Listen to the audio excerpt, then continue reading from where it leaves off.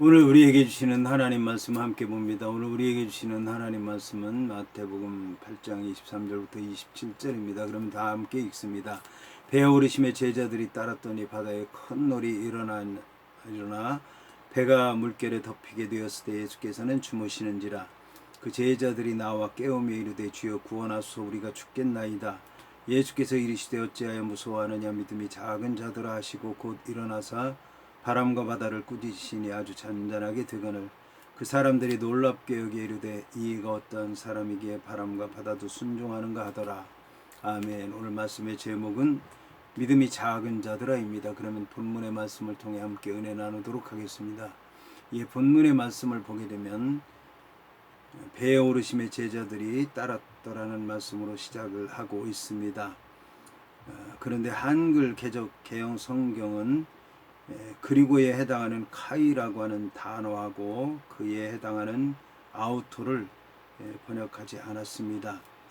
하지만 카이라고 하는 말은 마태복음에서 네 번째로 기록된 기적에 해당하는 풍랑을 잠잠하게 하신 사건인 마태복음 8장 23절부터 27절의 말씀이 세 번째 기적 이후에 기록된 예수님의 제자가 살아야 하는 삶의 자세에 관한 가르침과 관련이 있다고 하는 사실을 보여주기 때문에 생략되어서는 안 되는 것입니다.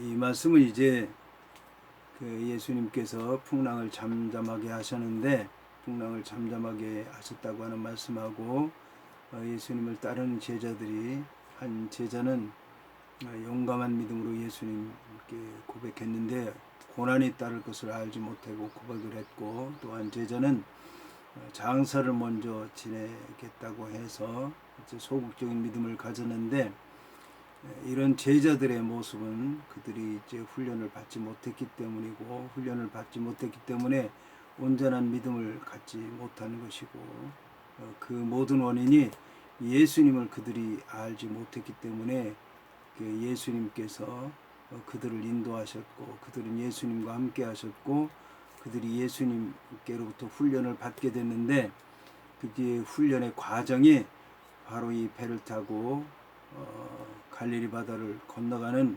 과정이었다라고 하는 것을 얘기하는 것입니다.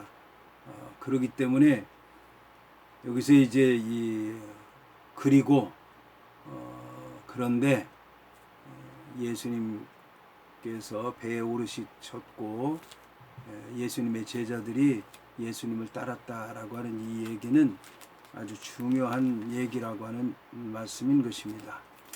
오늘 말씀에 나오는 배를 가리키는 헬라어 플로이운이라고 하는 그런 단어는 여러 가지 종류의 배를 모두 가리킬 때 사용하는 그런 단어인데 본문에서는 12명 정도가 타는 어부가 타는 배로서 고기를 실을 만한 그런 조그마한 고기잡이 배라고 얘기할 수가 있습니다.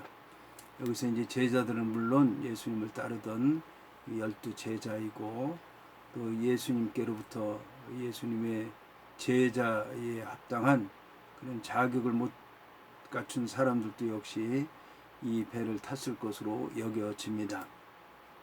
한편 마가에 의하면 예수가 탄 배와 함께 그 뒤를 이어서 예수를 따르던 무리들을 실은 다른 배들도 해안을 떠났던 것을 볼 수가 있습니다.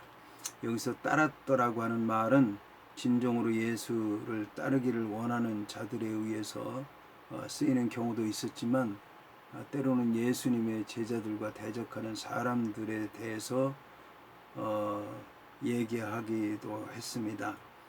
따라서 예수님의 제자들이 예수님을 믿음으로 따르기는 했지만 시험을 통과하지 못한 사람들이라고 하는 것을 알 수가 있습니다. 그래서 예수님께서는 자신을 따르려고 하는 제자들에게 배를 태우고 바다 건너편으로 가신 것입니다. 여기서 본문은 바다에 큰 놀이 일어나 배가 물결에 덮이게 되었으되 예수께서는 주무시는지라고 말씀하고 있습니다. 여기서 이제 또 한글 개역 개정 성경에 번역되지 않은 단어가 있는데 카이이두라고 하는 말이 있습니다. 카이이두라고 하는 말은 카이는 그리고 그런데 그러므로라고 하는 뜻이고 이두는 보라고 하는 뜻입니다. 이것은 그런데 보라는 얘기입니다. 이제 상황이 급작스럽게 전개된다라고 하는 것을 얘기하는 것입니다. 예상하지 못했던 일, 상상하지 못했던 일, 감당하지 못했던 일이 전개된다라고 하는 단어이기 때문에 꼭 번역을 해줄 필요성이 있는 단어라고 할 수가 있습니다. 예수님과 제자들이 배에 탔는데 갑작스럽게 바람이 불고 또 파도가 일어나서 배가 뒤집히게 되는 급박한 상황이 일어나는 것을 얘기하기 위해서 카이이두 그런데 보라, 예수님과 제자들이 배에 탔는데 이런 이제 놀라운 광경이 일어나지 않느냐라고 하는 것을 얘기하기 위해서 카이이두라고 하는 단어가 쓰였다라고 하는 얘기인 것입니다. 한편 갈릴리 바다는 해수면이 육지보다 200m 가량 아래에 있는 그런 바다인데 그 주변에는 이제 높은 산들이 있었습니다. 이런 이제 차이 때문에 바람이 급격하게 불어오게 되면 그러면 이제 큰 파도가 일어나게 되고 그래서 이제 배가 뒤집어지는 그런 경우가 있었던 것을 볼 수가 있습니다. 오늘 예수님과 제자들이 탄 배가 바로 이런 풍랑을 만나고 있는 것입니다. 이제 한편 본문의 바다에 큰 놀이 일어나니라고 하는 말에서 바다에 해당하는 달라사라고 하는 말은 성경에서 홍해 바다를 가리키거나 지중해를 가리키는 그런 단어로 쓰이기도 했는데 본문처럼 큰 호수를 가리키는 단어로 사용되기도 했습니다. 갈릴리는 바다라고 하지만 소금기가 없는 그런 담소호였습니다. 그런데 헬라 사람들이 이제 디베라 바다라고 부르기도 하고 갈릴리 바다라고 부르기도 했기 때문에 이제 바다로 일컬어졌던 것입니다. 이제 이 갈릴리 바다는 해수면이 육지보다 200여 미터 낮고 물의 깊이도 61미터 정도인 거대한 이제 호수였는데 지형적인 특성으로 남동쪽의 고원으로부터 갑작스러운 바람이 불 때에 큰 파도를 일으키고는 했습니다. 여기서 우리말 노래에 해당하는 바다의 큰 물결은 이제 뱃사람들이 쓰는 단어입니다. 그런데 노래에 해당하는 세이스모스라고 하는 말은 엄청난 파도, 거대한 폭풍이라는 의미를 지니고 있고 영적으로 볼 때는 폭력이 수반된 소란이라든지 사람들이 동요하는 것이라든지 아니면 지진을 가리키기도 했습니다. 이러한 단어를 마태가 예수님과 제자들이 당한 풍랑에 관한 얘기를 기록했는데 이 단어를 사용한 것은 여러 가지 뜻을 지니고 있다라고 하는 것을 보여주기 위해서입니다. 그러니까 단순히 바다의 파도만이 아니라 바다의 파도로 인해서 그들의 영적으로 이제 혼란이 일어나게 됐고 그로 말미암아 종말을 가리키는 파국의 모습까지 당하게 됐다라고 하는 것을 보여주기 위한 것입니다.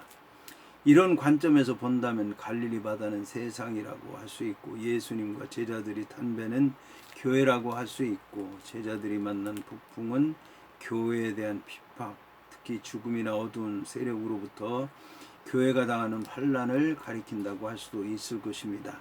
본문의 배가 물결에 덮이게 되었다라고 하는 말에 대해서 마가는 물결이 부딪혀 배에 들어와 배에 가득하게 되었다라고 말씀하고 있습니다. 본문에 예수께서는 주무시라고 하는 말을 하고 있는데 마태와 대조적으로 마가는 고물에서 베개를 베시고 주무셨다라고 예수님께서 주무시던 곳까지도 구체적으로 얘기를 하고 있습니다. 예수님께서는 머리 둘 곳이 없는 분이라고 말씀하셨는데 본문에서 예수님께서는 이제 이 평지에서도 안식처를 얻지 못한 채 사셨는데 경랑에 있는 바다 한가운데서도 고물에 머리를 의지한 채 주무시고 계신 것입니다.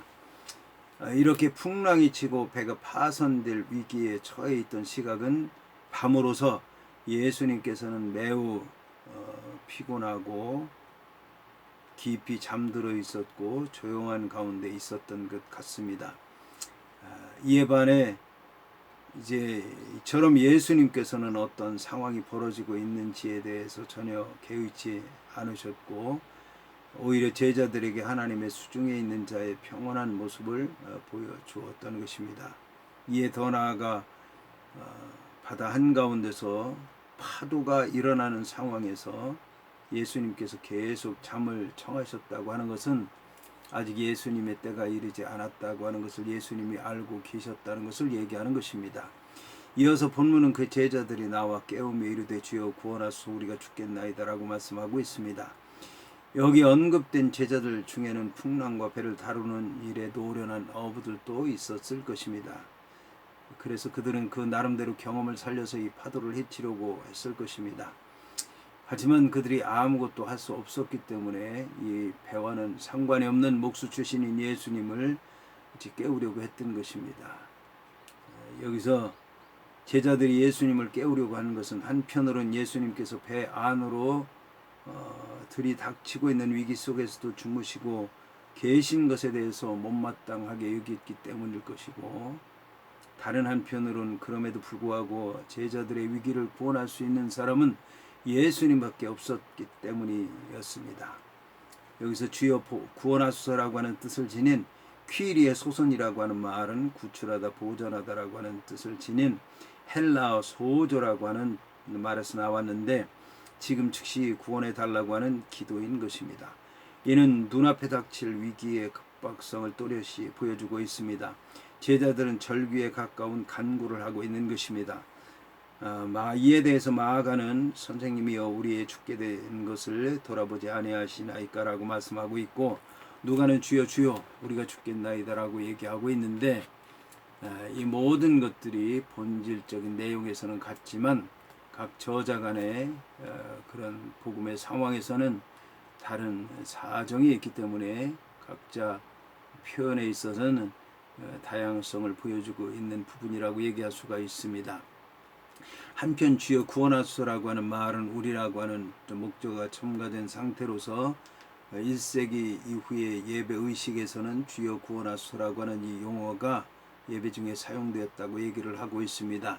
이와 함께 우리가 죽겠나이다라고 하는 말을 직역하면 우리가 죽어가고 있습니다라고 하는 뜻이 됩니다.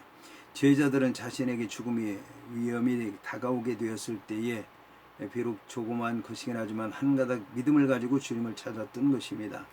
이는 곧 날마다 죽음에 직면해야 하는 우리 죄인들이 찾아가야 할 곳이 어디인가를 얘기해 주고 있으며, 하나님의 분노의 폭풍우가 불어닥칠 때 하나님의 아들 예수 그리스도를 제외하고는 그 어느 누구도 우리를 거기서 건져줄 자가 없다고 하는 것을 얘기하는 것입니다. 본문에서 놀라운 것은 구원을 받아야 할 분이 제자들이 아니라 오히려 주무시고 계시던 예수님이 아니었는가라는 생각을 하게 됩니다.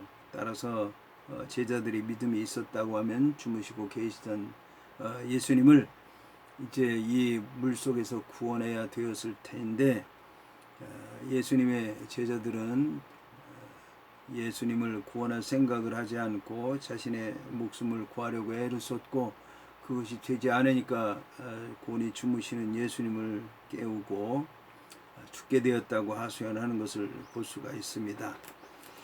이에 본문은 예수께서 이르시되 어찌하여 무서워하느냐 믿음이 작은 자들아 하시고 곧 일어나서 바람과 바다를 꾸짖으시니 아주 잔잔하게 되었다라고 말씀하고 있습니다. 본문에서 믿음이 작은 자들아 라고 하는 말하고 병행 구절인 마가복음에는 너희가 어찌 믿음이 없느냐라고 하는 말씀으로 기록하고 있습니다. 한글 개역 개정 성경으로 본다면 마가복음의 내용은 매우 강력하게 기록된 반면 마태복음 본문은 믿음 자체를 부정하지 않고 믿음이 작다고 책망하는 정도에 그쳐서 마태가 예수님의 제자들을 향한 책망의 정도가 약한 것은 아닌가라는 느낌을 가지게 합니다.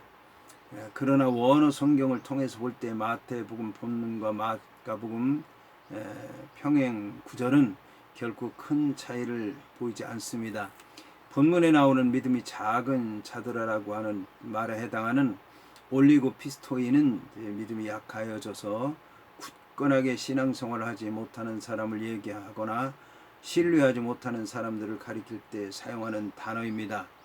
그러나 마가복음에 사용된 우포라고 하는 말은 어느 특정한 시기를 넘어서서 시간을 더 이상 연장할 수 없는 상태를 나타내는 형용 부사로서 아직도 아니라는 의미입니다. 이는 많은 기적들과 기사들을 예수님의 제자들이 목격하고도 여러 가르침을 받았음에도 불구하고 예수의 능력과 예수의 인격을 믿지 못하고 있는 제자들을 책망하신 것입니다.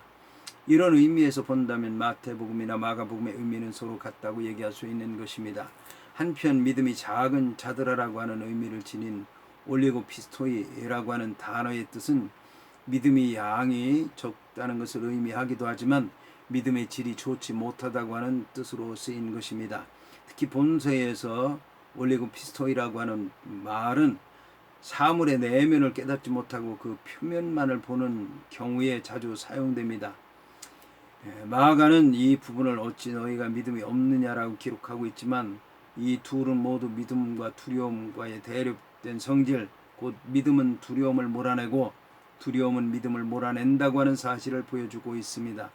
그리스도께 대한 완전한 사랑과 신뢰는 모든 두려움의 뿌리까지도 없앨 수가 있습니다. 그런데 바람과 바다를 꾸짖으셨다라고 하는 것은 예수님의 탁월하고도 절대적인 권위를 나타내는 행동입니다. 진정 예수님께서는 말씀 한마디로 천지를 창조하신 하나님이신 동시에 말씀 한마디로 우주와 자연의 질서를 다스려 가시는 전능자이시기도 합니다. 제자들은 하나님의 아들 메시아가 배에 함께 타고 있었음에도 불구하고 전적으로 바람과 파도의 지배권 아래만 머물러 있었던 것입니다. 따라서 예수님께서 지금 꾸짖으신 것은 단순히 그들의 감정적인 공포나 위기의식 때문이 아니라 그들 속에 잠재한 불신앙적인 성향과 환경 의존적인 세상적인 미숙한 신앙 상태 때문이었던 것입니다. 그들이 무서워하는 것은 단적으로 그들의 믿음이 불완전한 것이었다라고 하는 것을 말하는 것입니다. 결국 이 불완전한 믿음은 그들이 예수님과의 관계를 확고히 하지 못한 데서 빚어진 필연적인 결과였습니다. 그들이 예수님과 완전히 하나된 관계성을 회복할 때 그들은 위험이나 질병이나 죽음조차도 무서워하지 않게 될 것입니다. 왜냐하면 예수님께서는 모든 것을 초월하에 계신 만유의 주인이시며 전능하신 하나님이시기 때문입니다. 본문에서 곧 일어나서 바람과 바다를 꾸짖으시니 아주 잔잔하게 되었다라고 하는 말씀에서 꾸짖으셨다라고 하는 말씀은 제자들을 꾸짖는 사이에 그 꾸짖음의 효력이 발생하고 있다고 하는 것을 얘기하고 있는 것입니다. 한편 예수님께서는 이때 바람뿐만 아니라 바다에게도 명령하셨습니다. 그러므로 바다의 풍랑은 그 즉시 그쳐질 수 있었습니다. 한편 아주 잔잔하게 되었다라고 하는 말을 직역하면 큰 고요가 이루어졌다라는 말입니다. 따라서 이 말은 큰 놀이 일어났다고 하는 말하고 대조를 이룹니다. 예수님의 권위에 찬 명령은 바로 이 같은 극단적인 변화를 가져오는 참으로 놀라운 능력입니다. 예수가 하나님의 아들이 아니고서는, 그리고 자연의 인격적 지배자가 아니고서는 이런 일이 일어날 수 없기 때문입니다. 예수님의 말씀은 곧 폭풍우도 굴복시키고 잠잠하게 하는 신적인 권위를 지닌 동시에 전 우주적인 능력을 지니셨던 것입니다. 여기서 마태는 인간적인 한계를 지닌 예수의 모습과 하나님의 권능을 가진 예수님의 모습을 대비시켜 놓고 있습니다. 이것은 마태가 종종 사용하는 방식입니다. 예수님은 사단에 의해서 시험 받으셨지만 사단을 꾸짖으셨고 귀신이라 칭함을 받았으나 귀신들을 내어 쫓으신 것처럼 예수님께서는 육신의 피곤함으로 잠이 드셨지만 예수님과 예수님의 제자들을 생명을 위협하는 폭풍우를 잠재우셨던 것입니다. 이에 그 사람들이 놀랍게 여기에 이르되 이가 어떠한 사람이기에 바람과 바다도 순종하는가 하더라고 말씀하고 있습니다. 마가와 누가에 의하면 본문에 그 사람들이란 배에 타고 있던 제자들인 것으로 보입니다. 그러나 다른 배들도 함께 출항했다는 말이 있기 때문에 제자들 이외에도 다른 배에 탔던 사람들도 그 사람들 속에 포함시킬 수 있을 것입니다. 본문에 놀랍게 여긴이라고 하는 말은 성경에서 하나님의 계시적 행위에 관한 인간의 놀람을 묘사할 때 사용되거나 존경하거나 아니면 의아해하는 것을 나타낼 때 표현하는 말이기도 합니다. 여기서 제자들이 놀랍게 여긴 것은 그들이 예수님의 기적을 전혀 예상하지 못했다고 하는 것을 얘기하는 것은 아닙니다. 이것은 예수님의 제자들이 간구했는데 그 간구한 것이 실제적으로 일어났다는 얘기고, 일어났는데 전인격적으로 응답됐다는 얘기고, 이에 대해서 자신들이 생각한 것 이상으로 놀라운 기적이 일어났기 때문에 이제 놀란 것으로 이해해야 될 것입니다. 여기서 어떠한 사람이게라고 하는 말은 예수님과 같은 능력을 소유한 사람은 아무도 없다는 감탄의 말입니다. 배를 침몰시키려고 하는 파도와 폭풍우를 말씀으로 잔잔하게 하신 능력의 예수님 앞에서 그들은 놀라서 그가 하나님 그 자신임을 깨닫지 않을 수 없었던 것입니다. 따라서 이 말은 제자 자신들이 지금껏 지녀온 예수님에 대한 지식이 참으로 보잘것없다고 하는 것을 실토하는 것인 동시에 하나님 외에는 어느 누구도 거센 파도와 폭풍우를 잠재울 수 없는데 예수님께서 하나님이 하시는 그 일을 했다고 하는 고백이기도 한 것입니다. 이 같은 자연의 지배는 구약적 배경 아래에서 예수님의 신적인 탁월성을 나타내 주고 있습니다. 이것은 결국 예수님께서 구약에 예언된 말씀을 성취하신 분이라고 하는 것을 얘기하는 것입니다.